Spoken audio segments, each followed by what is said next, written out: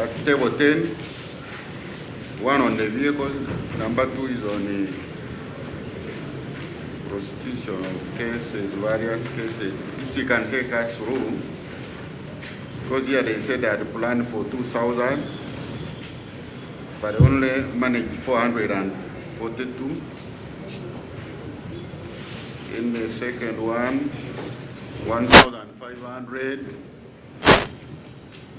They managed the 647.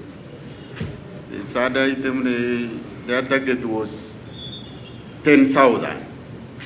But they managed 5,737. Maybe they can explain to. Chair, at the time when we are budgeting, we project. If, for example, this financial year we've been able to handle 400 cases, say under gender, children, and sexual offenses, we'll use that as our base, the information as for budgeting. Let's move one by one. Let's begin with so the first for one. example, this first one, we had targeted or anticipated that we would receive 2,000 cases relating to human rights. But during the course of the financial year, we only received the 442, and that is what we handled. So you will appreciate that we just project and anticipate that actually we shall receive the cases from police, and then we shall handle. So like we don't have control on what will come to office in terms of the cases. So you have a challenge with your projections. Yes, because we can't know what is going to come in the system. But do you remember that's where we began from? That there are so many Ugandans rotting in jail for lack of your services. And here you're telling us that you're only waiting for police to tell you what they have. P.S. What they give us. Isn't that a contradiction? We gave you information here. Uganda prison told us they have 59 cases, 59 inmates, 59,000 inmates who are lacking your services. And you're telling us that only 442 came under to human you? rights violation. Those are the ones that came to us. Just under human rights violation.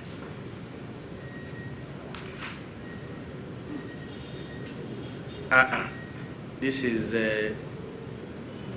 because you're saying plan to prosecute 2,000 cases managed to conclude, or the plan to prosecute 2,000 cases. Where is the human rights thing? But do you appreciate that that's it? And it implies if you had 336 prosecutors and you managed to work on only 442. So only under human rights. That is only relating to human rights. Okay, let's go to where you think you did well. Where did you do well?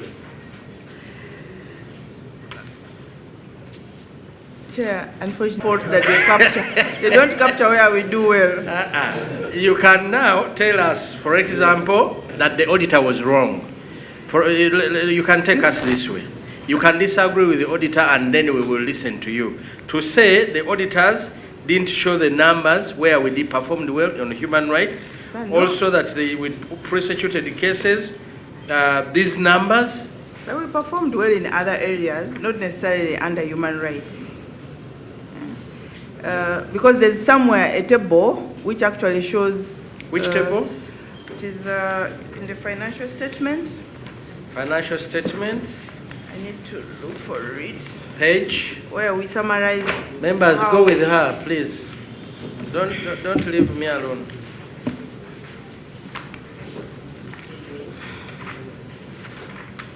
Honorable Mudimi, do you see that only one prosecutor is doing one case on human rights? For the whole year, yes. Page? So for example, I'll give you an example under general casework on page 42 in the financial statement. Page 42, and the auditor, you have been implicated here. Please pay attention that you only talk about the bad things. Coordination meetings, we had 15. And then here there was a small variance here where we projected to handle 120 new general casework criminal cases for perusal. And we handled 116,000. And then we anticipated to handle 4,000 new general casework at the High Court, but we were able to handle 4,015. So we outperformed. So there are many of those where we try and where we meet where the targets. you used the money well. Maybe the auditor wants to where you never used the money well. For example, you were given money to do cases for 2,000 cases, and you did only 442. Maybe the auditor gets interest in this. Auditor, can you defend yourself on this one? Because I really want to think that is the case. You found out that money was released to do 2,000 cases, and they did 442. Is that the case? Am I right? Yeah, Chair, we use exceptional reporting. Yes. We only report where we find gaps because they have a provision to report on the achievements during Yes. the year within the financial statements. Yeah. So we normally follow up where we have gaps and recommend areas of improvement. So under this, am I right to demand the other money for the cases unprosecuted? Yeah, we were giving the background of performance because that is what they had anticipated. We are making our projections for cases. We don't target to any money. Probably the only money that you'll ask me in terms of handling cases would be the salaries I paid the prosecutors. But we don't tag money that for any one case we are going to spend 200,000. No, there's nowhere in the budget where we tag money to the cases. Yes, so money is available to pay the salaries. Yes. And the prosecutor do cases. Yes. So human rights, you have just little interest. Eh? No, sir. Those are the ones we received. So those are the ones we're able to handle. Out of the planned 2,000. Out of the projected 2,000. Are you not convinced yet again? Explanation. Yes or no, Frederick? I think with that explanation. So many people on remand. Most of the cases are criminal, human rights, and political. So if the PS is centering on only human rights, but even under criminal, the performance is poor because they planned for 1,500 and only prosecuted 647. But we are getting the report that there are so many who are still on remand, others who are still in cells, and they are not prosecuted. Because I'm a lawyer, I've been a bit constrained to comment, but because I'm on this side, it's a challenge. Why are you constrained? No, you never know when they're bad. From you. Bad. It has become anytime you join the anytime side, you can join the other side. However, it's a very big challenge because apart from the human rights you're centering on PS, criminal cases are so many and they take a very long time. You can find someone on a criminal case which is not even murder, because murder may be understandable because of the circumstances. But all the minor cases, maybe theft or other cases, people spend so much time on remand. Others actually haven't yet been prosecuted, but they are rotting in jail for months and months, years and years. So I think PS needs to really be honest with us. It's not all about only human rights. You receive the cases as prosecutors, but people are rotting in jail and they're not being prosecuted. So why are the investigations taking so long? Why aren't people being prosecuted? I want the DPP to respond to that. Chair, as I take leave for 1 minute. Yes. DPP Deputy, please. That's a passionate appeal about Ugandans who remain incarcerated for so many years.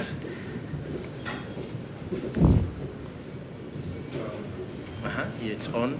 Thank you so much, Chair.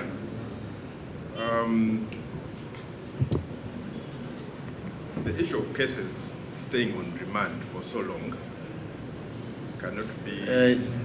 Yes. It's a big problem in the criminal justice sector, which we cannot alone as ODPP say we have full control over it. Like she has said, the issue of investigations. How long an investigation takes also affects how long the case will take to be out of the system. For example, capital cases. For us, when we prepare committal papers and commit, it means we are ready to try the case, even the next day. But there is also another category of people who stay on remand after committal, awaiting high court sessions. So the number of judges, the number of magistrates also determines how many cases we dispose of. You know, here we are talking about people who are in prison and they are not even appearing in court. To be clear, yes, these people are arrested by police. You sanction the file. Then they are taken. They don't appear in court at all. And they wait and wait, but they are not appearing at any. Those are people we are talking about, because when a person appears in court, they may ask for bail, maybe you deny it, and they go back.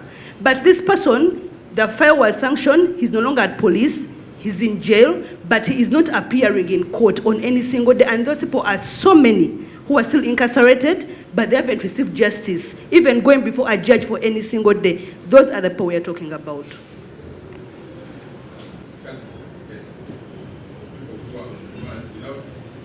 Because there is no one who is remanded without going through the system.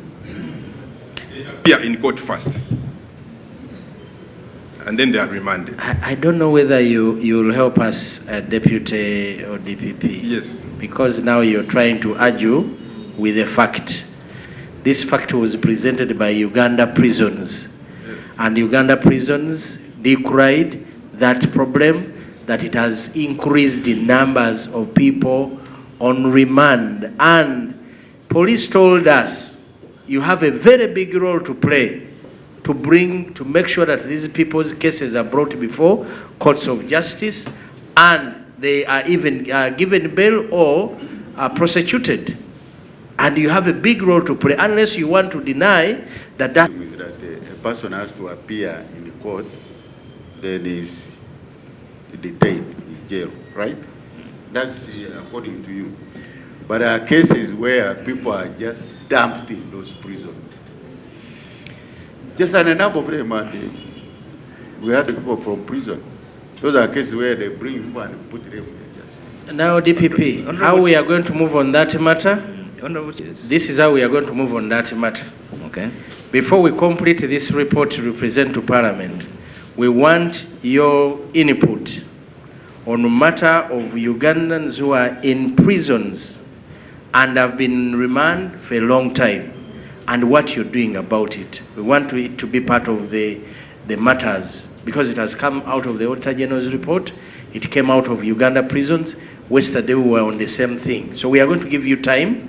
When you're ready, you can either submit, or I will create time for this committee to sit, or you can also present the same. The sectoral committees, which one? Legal and they are under legal. But it would serve you better if it is part of the Public Accounts Committee report. We need you to visit the prisons, know about that fact, then speak about it better. Honorable Chair, there are two categories mandate.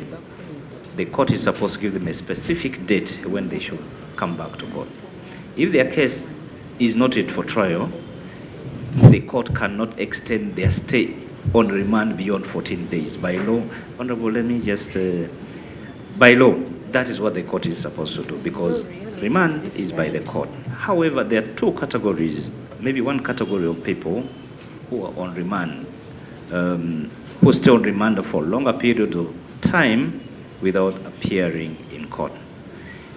Those are cases, capital cases, where we commit the accused persons for trial to the High Court, because they appear in the Magistrates' Court, and then we indicate our readiness to hear the case by filing committal papers and committing them to High Court. Now, when we commit them to High Court, we also sit and wait because we're waiting for the court to tell us when the case is coming for hearing. So you want to tell And me so- Uganda prisons is told us something that is not right? No, that is not what I'm saying. Yeah, but try and the say. second category of people who sometimes stay on remand without appearing in court are people whose cases lose possession. Now there are some, for example, if somebody is supposed to appear in court on a particular day, the magistrate has remanded the person to a particular day, and then that day happens to be, for whatever reason, a public holiday, or the magistrate has not come to court on that day. So those cases, if they're not followed, so you DPP, find somebody DPP, yes, please. That's not our problem. What the magistrate has power over. Our problem is where you appear in court and you say that you yourself say that we are not ready to proceed on this. There are so many cases about that, very many. Okay? Now that's what we want you to report on, where it is powers of the DPP, or the DPP is still treating them as being under the court martial. They will wait for them to appear in court martial, or you will still, have you ever handled them? Because most of them have not yet appeared in court. That's one. And then two, there's a circumstance where a person is taken to court 1 or 2 times, and then the case loses track and will never appear in court for about 3 or even 4 years and is in jail. Can you also give a report on that one, those ones? So when you're coming back to us about that, kindly bring that. I want us to go back to audit matters.